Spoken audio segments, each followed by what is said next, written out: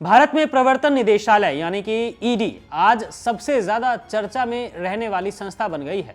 लेकिन यह चर्चा न्याय और ईमानदारी से ज्यादा राजनीतिक निशाना साधने के लिए हो रही है। क्या आप जानते हैं कि मोदी सरकार के पिछले 11 सालों में ईडी ने मनी लॉन्ड्रिंग के तहत 6,300 से अधिक मामले दर्ज किए।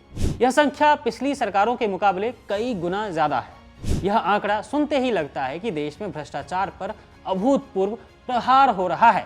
लेकिन जैसे ही हम न्याय के आंकड़े की ओर देखते हैं तो सच्चाई चौंकाने वाली और निराशाजनक हो जाती है। सवाल यह नहीं है कि मामले कितने दर्ज हुए, सवाल यह है कि कितने लोगों को सजा मिली। और यही वह जगह है जहां केंद्र सरकार की कार्रवाई पर एक बड़ा प्रश्न चिन्ह लगता है। दोस्तों, यह जानना जरूरी है कि इन हजारों मामलों में दोष सिद्धि दर यानी कि कन्विक्शन रेट क्या है। आंकड़े बताते हैं कि मनी लॉन्ड्रिंग के तहत दर्ज किए गए इन हजारों मामलों में से सिर्फ 120 लोग ही दोषी पाए गए। गणित साफ है, दोष सिद्धि की दर 2% से भी कम है। इसका सीधा अर्थ है कि दर्ज किए गए 98% से ज्यादा मामले अदालत में न्याय की कसौटी पर टूट गए या साबित नहीं हो पाए। अब इससे भी बड़ा और गंभीर सवाल यह है कि यह कार्रवाई किस पर हो रही है। उपलब्ध आंकड़ों के मुताबिक ईडी के 95% से अधिक मामले विपक्षी दलों के नेताओं, सांसदों और विधायकों पर केंद्रित है।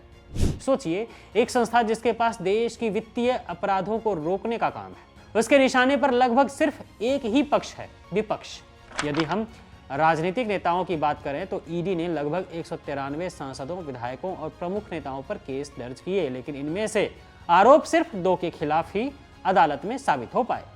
यह आंकड़े सिर्फ कानूनी विफलता नहीं है, बल्कि यह सरकारी मशीनरी के घोर दुरुपयोग का सीधा और अचूक आरोप है। जब एक जांच एजेंसी हजारों मामले दर्ज करती है लेकिन 98% मामलों में न्याय नहीं दे पाती और उसका फोकस 95% तक विपक्ष पर होता है, तो यह स्पष्ट हो जाता है कि यह लड़ाई भ्रष्टाचार के खिलाफ कम बल्कि राजनीतिक प्रतिशोध की ज्यादा है। और इसलिए आज केंद्र की मोदी सरकार को जवाब देना होगा। पिछले 1 दशक में ईडी के बढ़ते दायरे और उसके आक्रामक लेकिन खोखले प्रदर्शन को देखकर यह आरोप लगाना बिल्कुल भी अतिशयोक्ति नहीं है कि यह सब कुछ केंद्र सरकार के इशारों पर हो रहा है। सरकार अपनी राजनीतिक प्रतिद्वंदिता को खत्म करने के लिए या उन्हें डराने के लिए देश की एक महत्वपूर्ण जांच एजेंसी का प्रभावी ढंग से दुरुपयोग कर रही है। अगर उद्देश्य वाकई में भ्रष्टाचार को खत्म करना होता तो सिद्धि की दर 2% नहीं बल्कि कहीं ज्यादा होती। अगर कार्रवाई निष्पक्ष होती तो विपक्ष पर लगे 95% केस निराधार नहीं होते। सच्चाई यह है कि ईडी आज राजनीतिक विरोधियों को चुप कराने का एक औजार बन चुकी है।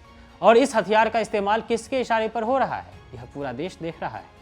इन गंभीर आंकड़ों पर मोदी सरकार कब जवाब देगी, यही आज सबसे बड़ा सवाल है।